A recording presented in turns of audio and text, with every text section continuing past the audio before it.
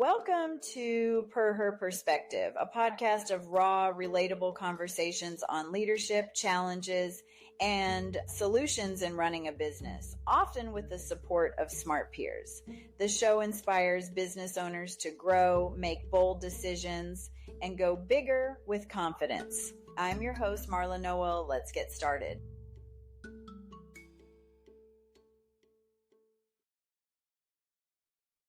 Hi, my name is Marla Noel, and I am host of Per Her Perspectives, and I interview individuals who I have met who run their own businesses, and most of them I have met in peer groups, which I am a huge advocate for.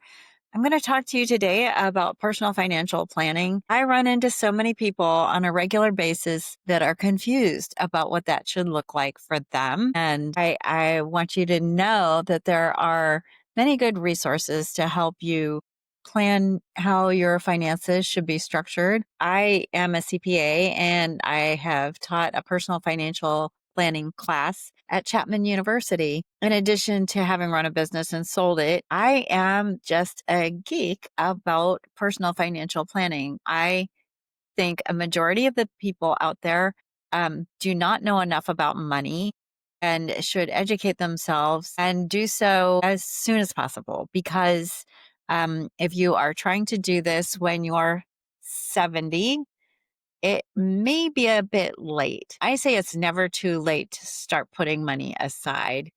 Um, but I want you to think about what personal financial planning includes. What are your planning decisions? What are some of the things that you need to think about and study? And I'm not talking about reading multiple business books. I'm just talking about listening to somebody like me talk for 5 minutes about something you need to know, and then figure out what your short-term financial goals are.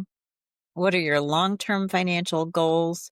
Select a financial advisor. That's not me. That is not what I do. I work with businesses to help them grow their profitability, and, whether that's growing their revenue and bottom line or just growing their bottom line, that's what I work with businesses on. But again, I am just a geek about personal financial planning. So I want you to have a better understanding, if you have not learned what you need to know about numbers and your future money. There's a financial literacy quiz. It is in HTTPS semicolon or colon / knowledge quiz dot / quiz / So take that quiz and see how you come out.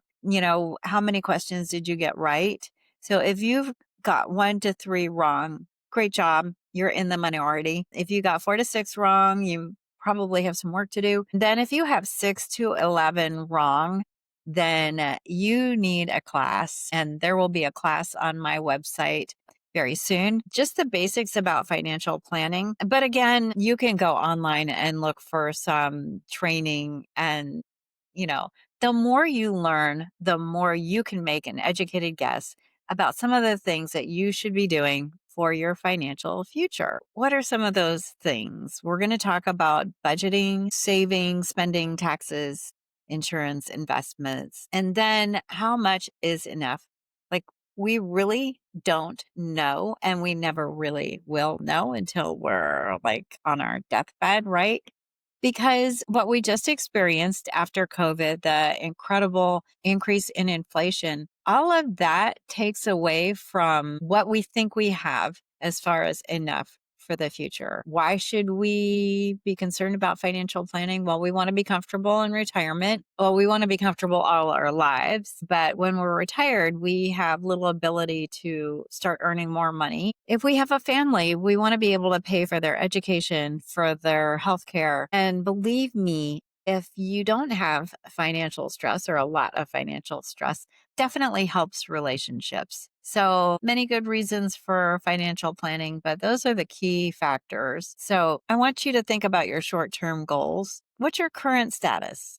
Are you earning a lot of money? Are you earning a little amount of money? And what are your alternatives? What are the various options for you to achieve your goals? And how can we put a plan in place. Just start now. If you start now, I've talked to many of you that are in your 20s or 30s and even in your 40s. And if you start planning now, you would not believe how fast you can eventually have something that when you think about retirement, you may be in much better shape than if you did nothing right now. So start now. So what can you do right now? How much money are you making and what are your sources of cash flow? It's usually a paycheck. Maybe you have money coming in from two jobs. I know when I was in my 20s and even in my 30s, I worked two jobs. And one of those jobs I used to save money so that I would be able to travel and do some of the things that I want to do. So we're working on our 1 year goal.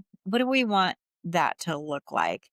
There are a couple of things that we need to think about as far as our 1 year goal. How much do we need to put aside for a rainy day? How much credit card debt do I have? What is it that I can put in a 401k plan? And if your employer has a 401k plan and they're contributing to it, and I talked to a young lady just the other day who said her employer put in dollar for dollar what she was putting into her 401k plan. That's golden. Not a lot of employers do that these days. That was a Waldorf, Astoria, and what would that be considered? Dana Point, a Laguna Niguel. So good job, guys, because this employee is raving about how great you are to work for. And that's one of the key benefits of a good employer is where they have some benefits like the 401k plan. If there is such a thing, max out what you're putting in the 401k plan because that's your biggest bang for the buck. You can probably never earn that much money on your money in on the stock market or in other places. So 401k match out to the amount that your employer is going to match. Whether it's 75 cents on the dollar, 50 cents on the dollar, 100% on the dollar, that is a great way to start saving. And then let's look at your nest egg and paying off your credit cards. I want you to think right now what you might be needing for retirement. There's a formula I use, and that is taking your monthly spend. You can dump your checking account that if you use one checking account to pay for everything, then dump that into an Excel spreadsheet. Most banks will enable that ability. And then figure out how many debits are hitting your account. Get a total for get the total for the year or get the total for a month where you spent a lot and multiply that by 12. That's a good estimate of your annual spend. Divide that by 4%.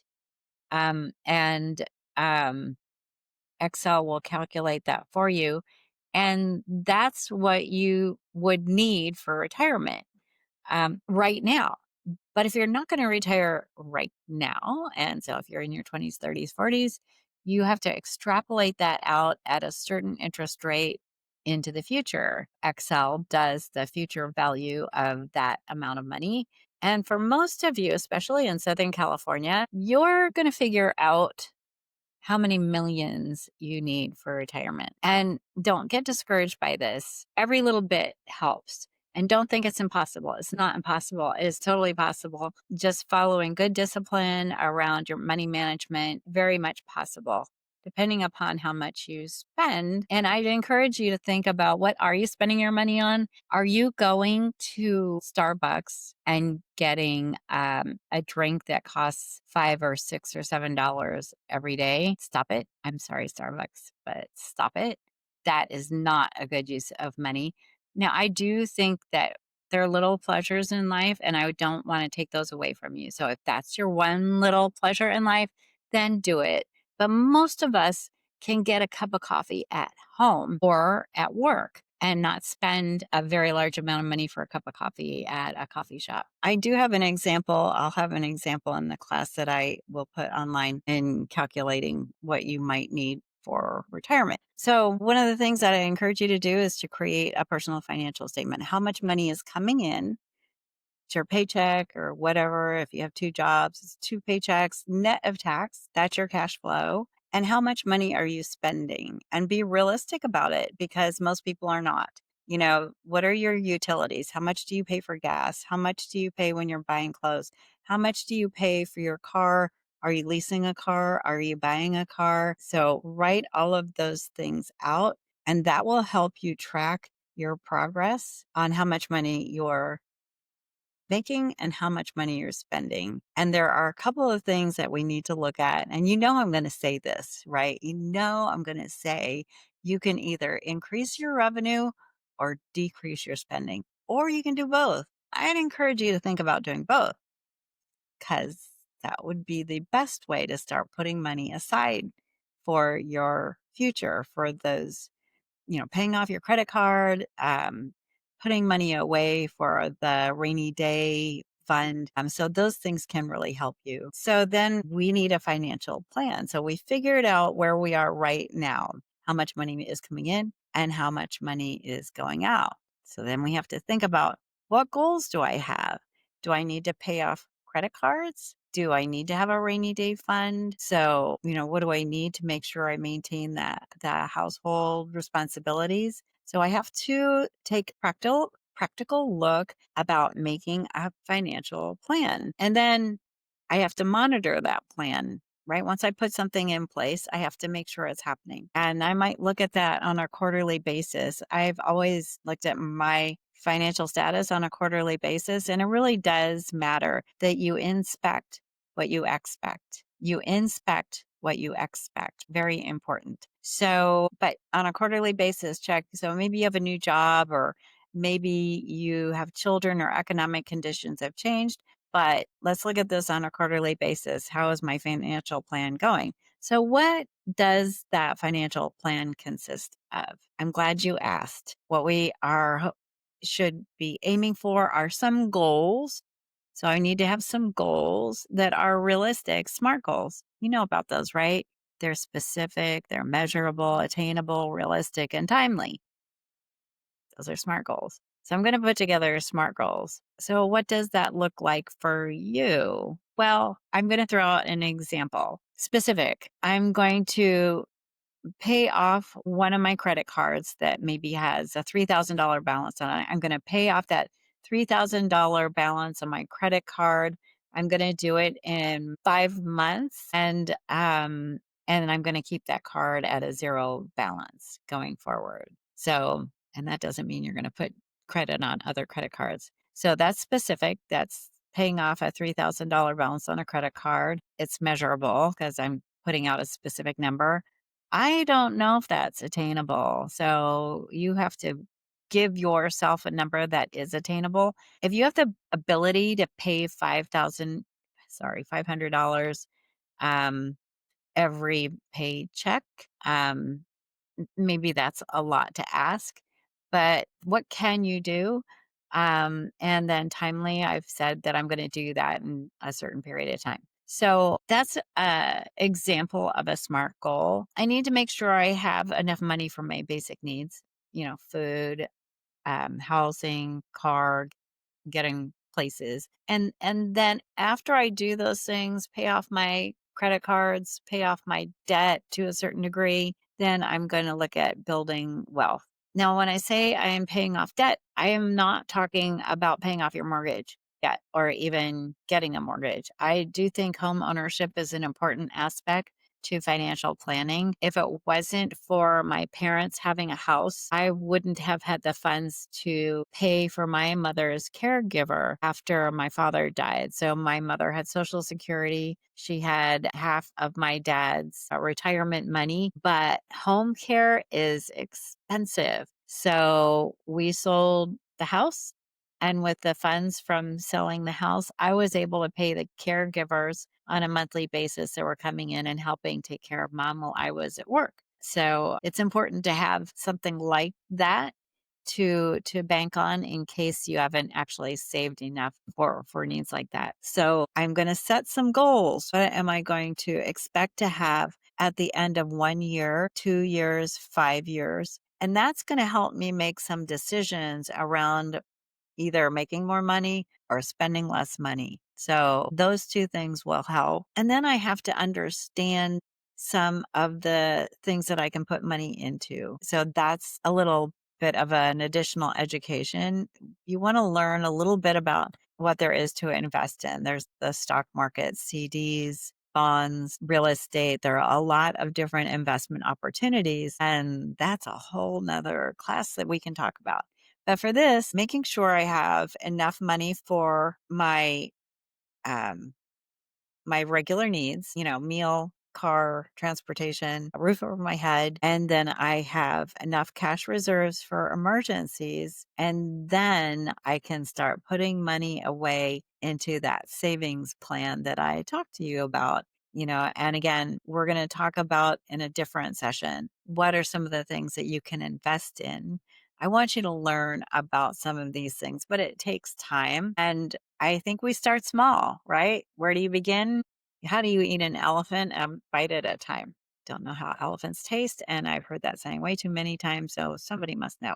So we are focused on developing a savings and preserving the savings. And then around financial planning, what we want is some long term plans. And that's things like building and protecting my wealth, which wealth is a relative thing. So it may be $100,000 for somebody, it may be $1 billion for somebody else, but it's, a matter of I want to make sure if I've earned it and I put that money away that I protect it. So I need to have a will in California. I will need to have a trust. Um, I will need long-term goals to make sure that I don't start spending over my means and then start spending down my retirement. I don't want to do that. And I want to protect my income from losses like lawsuits in California. That sort of is a fun thing for some people to do. Hate lawsuits, but they're out there. They're a reality. If you're a business owner, you're going to be running into that at some point in time or another. And we want to make sure that we have property and liability insurance. We need to have insurance to protect the money and the properties that we have. So those are different kinds of insurance. That's something else in another class that you're going to learn about. There's so much for you to know, and just start with a little bit at a time. And I hope that you can put up with hearing my voice to understand these few things. But what are some of the things that affect your financial planning? It's life cycle changes. I can put away so much more money as I make more money. But if I start saving money at 20 years old and start putting money away, the idea of compounding interest or compounding earnings is such a great thing. So you'll be able to eventually see how incredible that is when you start early. So start when you're 20, or younger, and get a Schwab account or, some other investment account, Vanguard. There's some really good financial planning tools out there. And those investment houses usually have some good education around what you should or could be doing with money. What are your demographics? What's your age? How big is your family? What's your income? All of those things affect how much you can put away. And then what are your values? Maybe the most important thing to you is to have experiences and an amazing vacation. I know somebody that they have no money for retirement, but those people had some incredible vacations with each other, with their son, great memories, and that was important to them. So what are your values and attitude around spending? Because that'll impact how you live your life and how you save. So I think that we need to be focused at whatever age. So if you're 20 or you're 30, I want you to think about this. If you're 60, sorry that you didn't listen to me sooner. But people, and this is according to a compensation research firm, PayScale, full-time workers with a bachelor's degree tend to make the most amount of money in their 40s and 50s. In their 40s and 50s, that's when you make the most amount of money. And I want you to focus on that because that's incredibly important. That's when you can save and put away the most amount of money, believe it or not. Now, if you started earning, putting money away when you're in your 20s, that's incredible. But you can put more money away when you're making more money. I know that's kind of common sense. And then if you're still making a good amount of money in your 60s and 70s, that's golden. that is golden. So you can't always count on being able to continue earning money. There are a lot of factors that we have no control over. And we might have a health issue. We may have a family issue. So we may have a geographic issue, like the economy goes south in the area that we live in. So there are a lot of things that we don't have control over. I know that I am a big control freak, but I've learned my lesson, man. I thought, I'm going to control my life completely. And God has other plans. I think, what is it? When you think you have control, God's laughing. So it's true. Um, so economic factors affect us. Inflation, like we have no control over inflation unless you're a politician. Still, that don't still have control over inflation, interest rates, the job market, political unrest, global issues. What's the price of gas because we can't get fuel from a certain country. So all those things affect us and we need to be prepared for that.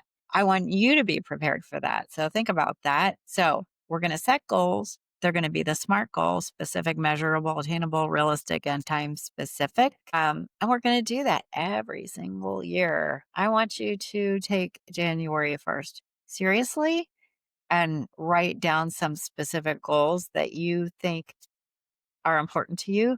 When I develop my goals, I have financial goals, I have relationship goals, I have spiritual goals, I have health goals, I have weight goals, I have all kinds of different kinds of goals. You can do the same thing. And then I put on your calendar when you're going to double check how you're doing on those goals. And I have so many goals that I am not achieving all of them, but I am achieving probably a lot more than the average individual. Writing down your goals is the first step in achieving your goals. And the facts are, if you don't have any goals, you'll always accomplish that, which is nothing. So write down your goals and then inspect what you expect. I have all of my investments on a spreadsheet, on an Excel spreadsheet. Now, maybe that's a little over the top for you, but that helps me look at everything that I have put away on a quarterly basis, and I can review that and see if it's enough. And of course, who knows? It probably isn't,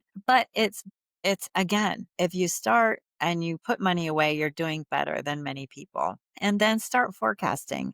What is it that you're going to need money for? You have to make some assumptions for that and then figure out what your options are. Can you get a second job if you assume that you're going to have some big expenses coming up? Maybe you want to buy a house. It's really hard to save for that down payment for that first house. Once you get the first house purchased, it's not nearly as hard, but you do have to get that first house. So a second job is possibly the only way to save enough money for that first house. And then when you figure out what the house is that you're going to want, you can figure out what your loan payment would be. Same with buying a car. Excel does that for you. It has a payment calculation. If you know what the interest rate is and the amount of money that you're going to need and the number of months to pay it back, and Excel will do the calculation for you. And maybe by the time you listen to this, Excel isn't around anymore. Sorry, Microsoft, but what are you doing? But there's always some sort of spreadsheet you can use to calculate this information. We want to get our credit card debt to nothing. You want to get your credit card debt, unless you have really good terms on your credit card, like it's 2% or 3%. uh, you need to get it paid off. Most credit card interest is, 20%, 22%. Such a waste of money. So pay your credit card debt off if you can and do not put it back on. So I have a rule. I pay my credit card debt off every single month. I use my credit cards because I want the points for travel, but I want to pay off my credit cards as soon as every single month. So do that. So we want to set goals. We want to create a plan, put the plan in place, do some of the things that I talked about, and then monitor it for making sure you accomplish your goals. So this is Marla Noel, per her perspective, and I am coming to you from Orange County, California. I want you to accomplish your financial goals. I know it's hard, but you can get there. Start now because it's never too late.